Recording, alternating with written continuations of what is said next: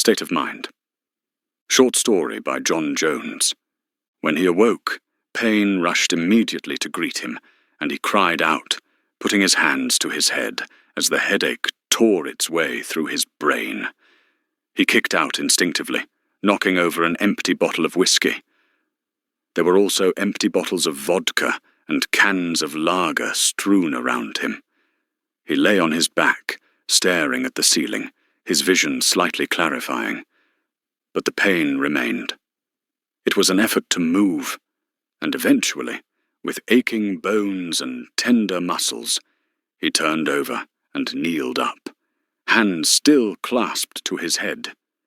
He was in a living room, which looked like it had hosted the wildest of parties.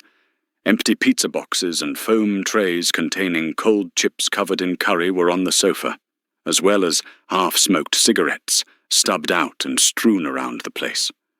The television had been knocked skew-whiff, and DVDs had been thrown around, the discs no doubt used as frisbees. He even saw a golf club lying amongst a smashed pint glass. The carpet, which was a light green, had stains of beer and tomato sauce. Through his migraine, through his pain, he could not remember anything about the merrymaking. Nothing, except when he was leaving a nightclub. There was shouting, arguments. He remembered somebody approaching him with the angriest face he had ever seen, and he saw that that person was clutching a jagged bottleneck, and that was it.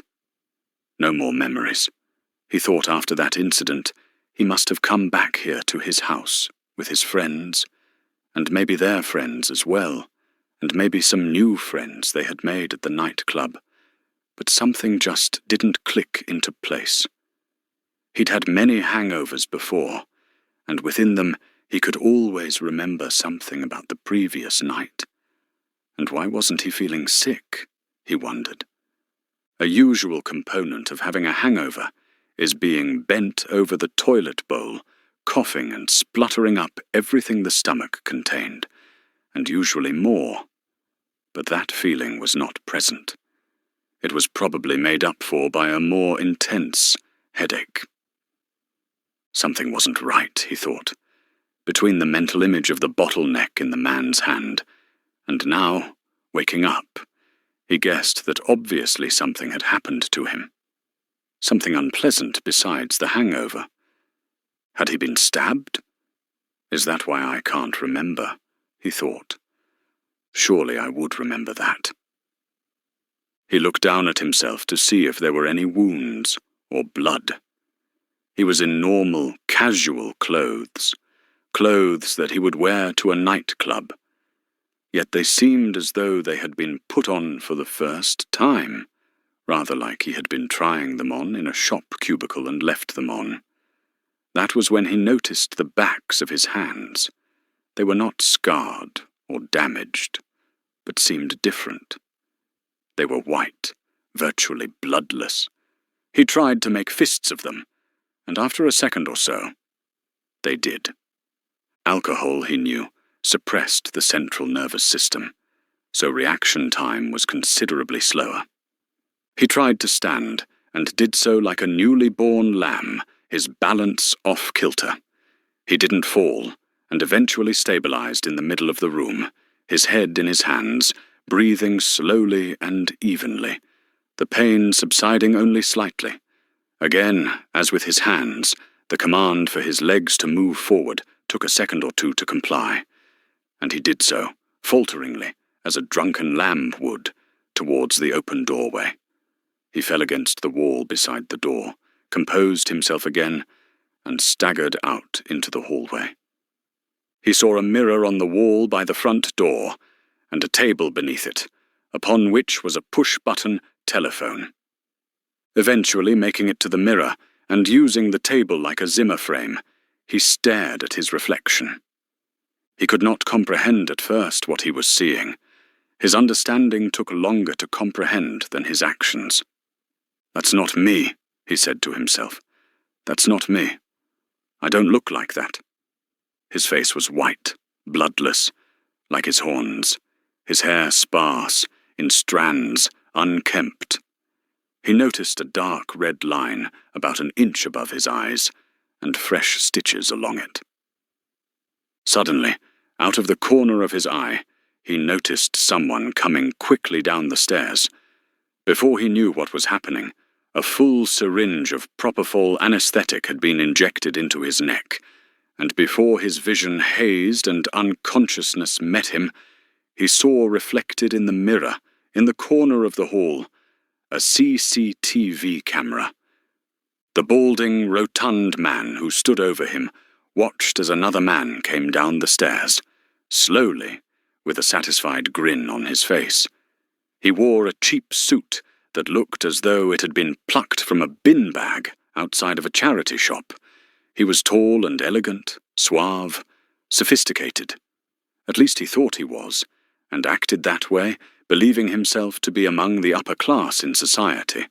And indeed, he did have the credentials in order to apply for it, but like going for a job that required 3 GCSEs, he only had 2. He aspired to something just out of his grasp, and craved it.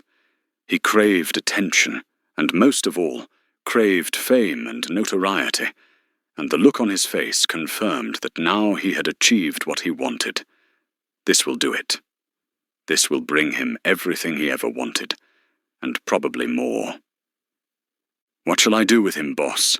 the man said. "Shake his hand. He's made us rich. Oh, and that was a good job you made of the living room, making it look as if there'd been a party." Dr. Felton walked in there, amongst the empty lager cans. He stood in front of the sofa, looking through the net curtains out into the morning. He'd done it, he thought, and had the proof.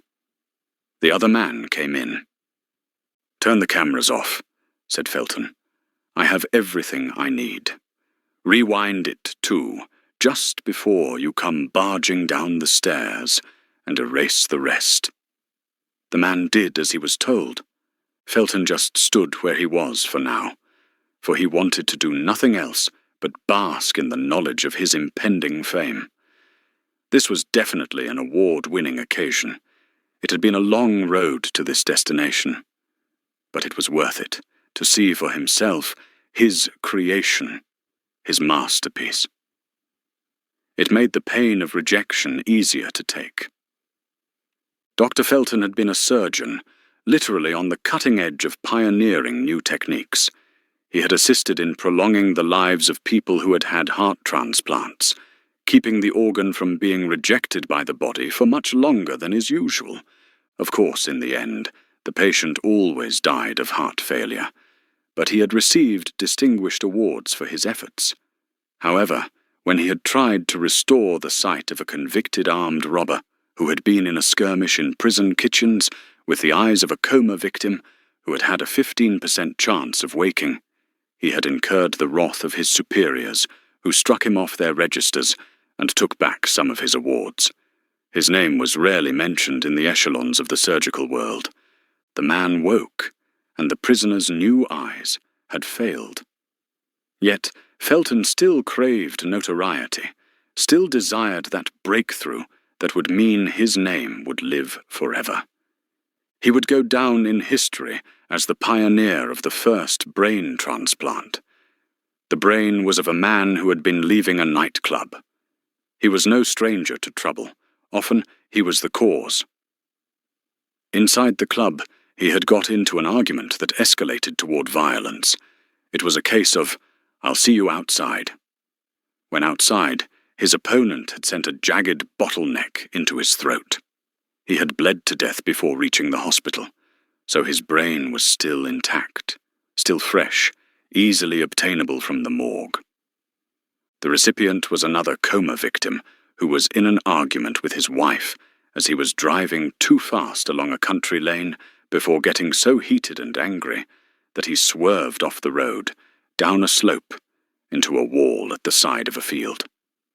The woman survived, and had gone to recuperate in her mother's up in Scotland, stating that she had broken up from the man and wasn't coming back, something which he would find out when he woke up, although she didn't care if he woke or not. Keep the house, keep everything. But I'm gone. So Felton obtained their address and house keys whilst the man was in hospital, and used their house for his experiment. The operation itself had taken 8 hours, through the night in the nearby hospital. Felton still had his uniform, so could wander through the place without being stopped, especially not by porters and cleaners who did not question why a doctor was operating on his own in a basement theatre at night. It was one of those things that surgeons did, and that was that. Felton soon came to realize that in order to pull this off properly, in order to clear his path to notoriety, he was going to need help, and was quite surprised when help came to him. Felton guessed it was somebody who had wanted to walk along in his shadow regarding his failed experiment with sight restoration. If you want to try anything else like that, maybe I can help. I'm not a surgeon, but anything else you might need doing that I could help with, I would be most grateful to be of assistance. You don't have to pay me. Cue a grin by Felton, followed by a handshake. Felton knew that history wasn't made by following rules. If you did as you were told throughout your life, kept your head down and didn't cause any fuss, then soon after your death you were soon forgotten, simply becoming a smiling face on a fading photograph in the loft of your future grandchildren. Well, not me, Felton had thought. My legacy has now been written in the history books, the pioneer of the first successful brain transplant. Dr. Felton, take your prize, he would be told, and the audience would clap and cheer. What would he say, he wondered. I'd like to thank, nobody. No one's going to share my glory. He knew who he wouldn't be thanking, the people who had struck him off. He could see their faces now as he walked up to collect his award. Quiet, red-faced with envy. Maybe he would give them a wave as he passed by their table, a sarcastic, "Screw you, look at me now" wave. He heard his assistant walk in and stand still, as though waiting for further orders. "Nice view," he said. Felton nodded. "It certainly is. It's a pity my brother will never see a view like that, or see at all. That's down to you." Felton frowned and turned to look at the man, who was stood there with the golf club swung back, ready to strike. "I was just waiting for the right time. I'm not depreciative of your success. It's great that it worked, but your other one failed. You didn't care that he might wake up, and you stole his eyes, experimenting on him to give them to a fucking convict. A lot of people become famous after they die. Go and join them." Felton held out his hands in a futile gesture, and the 5-iron was sent smashing into Felton's temple, cracking his skull and lodging into his brain. He stood for a few seconds, his left eye bulging, blood coursing from the wound, then fell forward where his experiment had woken. Out in the hallway, Felton's assistant wiped the handle of the golf club with a handkerchief as best he could. With the experiment subject still unconscious, he pressed it into his hand, then lit up a cigarette, left the house, closing the front door behind him, and walked away, almost as satisfied as Felton had been. Almost.